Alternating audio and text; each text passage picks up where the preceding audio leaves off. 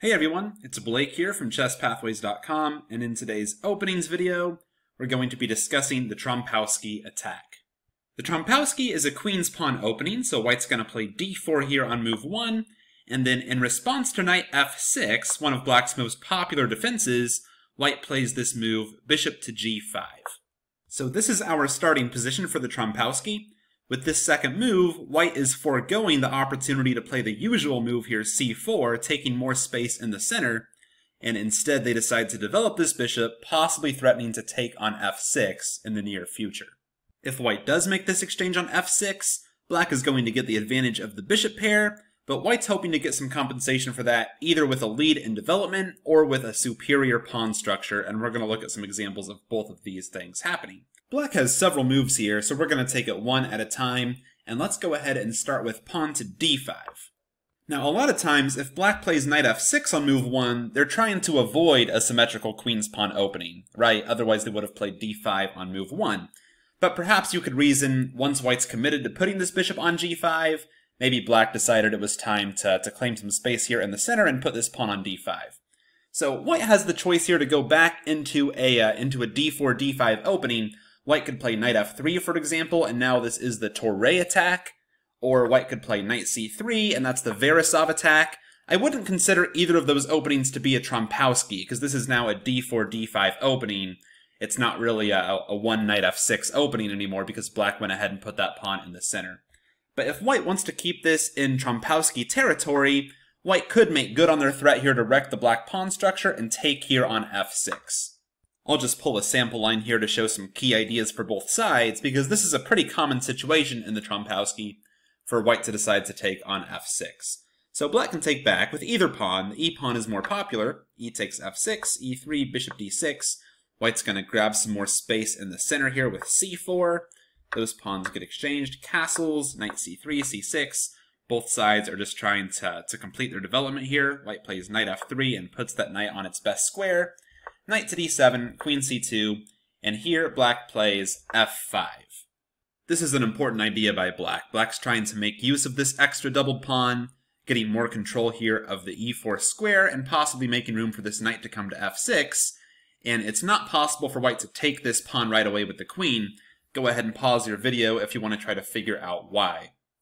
Okay, if you're back with me, so if you said knight to b6, I don't think that's right, because white could now play queen to d3 and defend this bishop. White got both of their pieces here out of trouble, and white stays up a pawn. But I think knight e5 is the more serious threat. Now white really doesn't have a good way to defend the queen and the bishop at the same time, because queen d3 is no longer possible.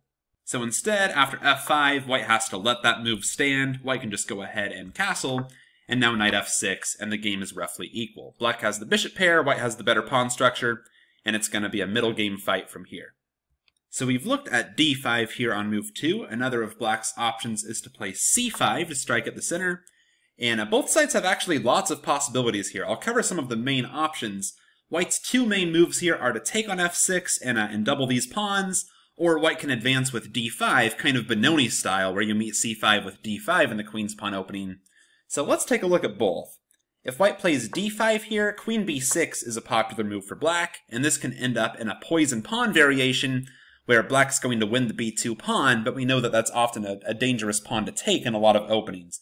One of the main lines here go knight to c3, queen takes b2, and now bishop back to d2. So black has won a pawn, but white is now threatening to play rook b1, and queen a3 could be met by knight b5, and this would be a big disaster for black. So black should probably retreat right away, queen to b6, and now e4 and f4 for white, and white has a big center here, and a lead in development to compensate them for being down a pawn. Black has tried several moves here. There's e5, there's e6, trying to strike back against the center. Queen d8 has even been tried, just trying to get out of the way of the rook b1 coming with tempo. But in any case, an exciting game is going to result from here, pitting black's extra material against white's space advantage and development lead. So that's one option there. Let's go ahead and take a look at the bishop takes f6 line against c5. So white could take on f6. Let's take a look at the g-pawn taking this time. White can still advance with d5 in this position. That is their most popular move. Taking on c5 is an option. but this pawn is probably going to be regained. It's really hard to defend this this doubled c-pawn and a lot of queen's pawn openings. Knight a6 could be an idea, queen a5 could be an idea, and black really has a nice, large central pawn mass here and the bishop pair. And black does have doubled pawns, but I think black is starting to get a pretty pleasant position here, so that's not too popular. But instead, d5 can be played, and let's take a look here. Queen b6 is still a popular move. This is a common idea in a lot of these Trompowsky lines. Black's just trying to exploit the fact that this bishop moved so early, and this b2 pawn can be vulnerable. In this line, queen c1 can be played, and once again we see this idea with f5. And one sample line from here goes g3, bishop g7, c3, trying to shut down the diagonal of this bishop. Remember, this dark squared bishop is unopposed. It has no counterpart because white traded off his light squared bishop. So white needs to be careful to restrain this dark squared bishop that black has. d6, bishop to g2, knight to d7, and knight to d2. This knight could head for a nice square here on c4. Knight f6. Once again, we see that knight maneuver behind that doubled f-pawn. And now knight h3, and black finds a way here to make use of their pawn structure, even though it's, kind of deformed here with the doubled pawns. Black can play h5 and set this isolated pawn in motion, trying to open a line for the rook with pawn to h4.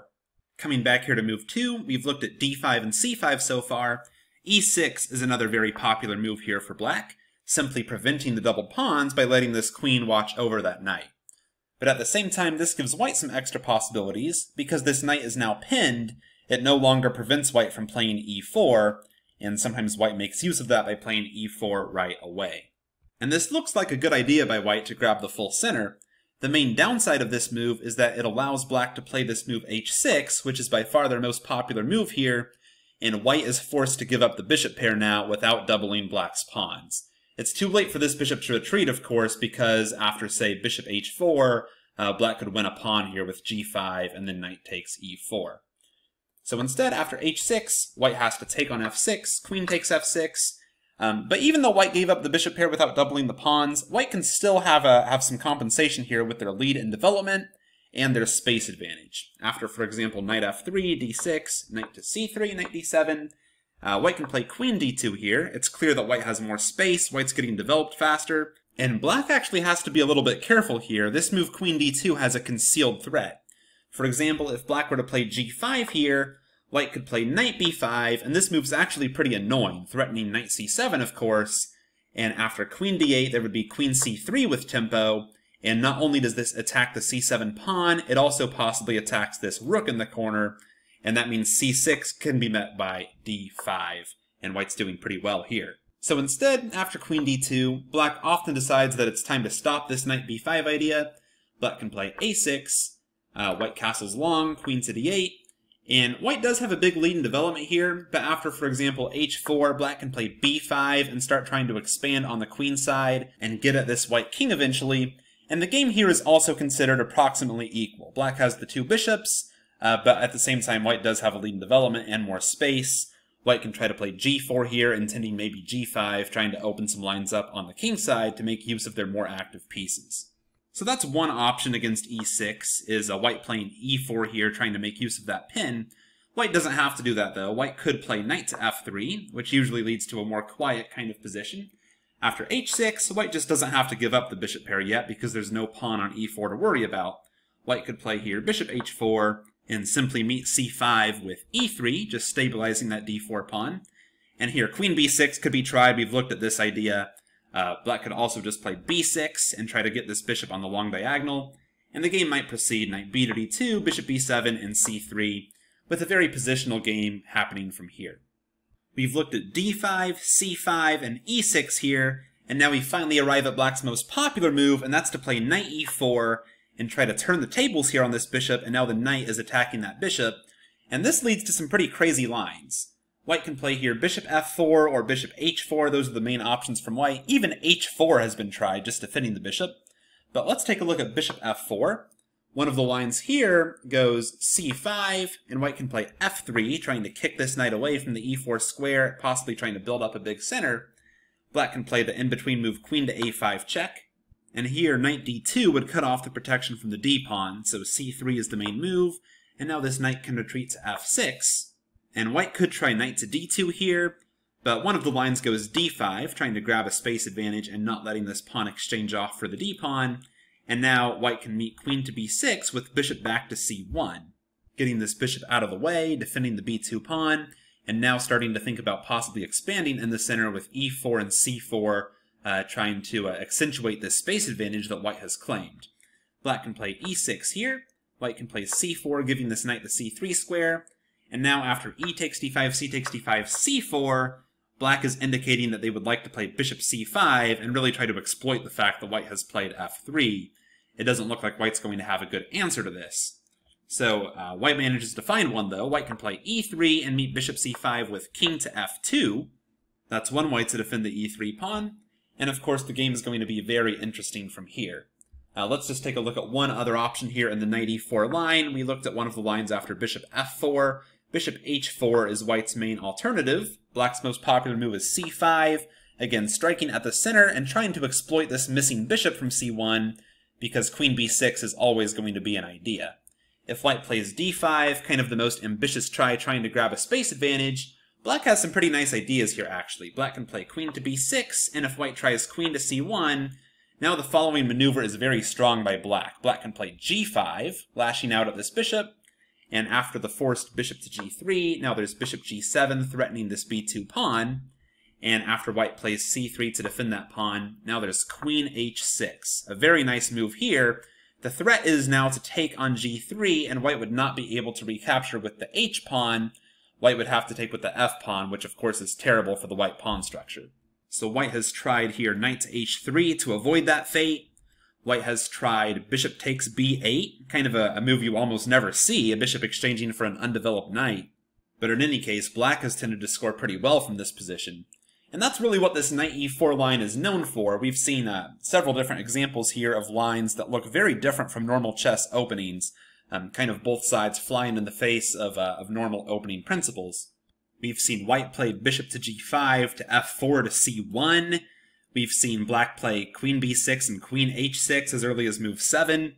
Definitely some fun stuff here in the Trompowsky, and that's why a lot of players like it as an alternative to the standard move c4 here on move 2. Thanks for watching, everyone, and please make sure you visit chesspathways.com right now and get signed up today. I'll go ahead and put a link down in the description you can click. It's totally free to join, only takes 5 seconds, and I will send you a free move-by-move guide to chess thinking when you sign up. Thanks, and I'll see you there.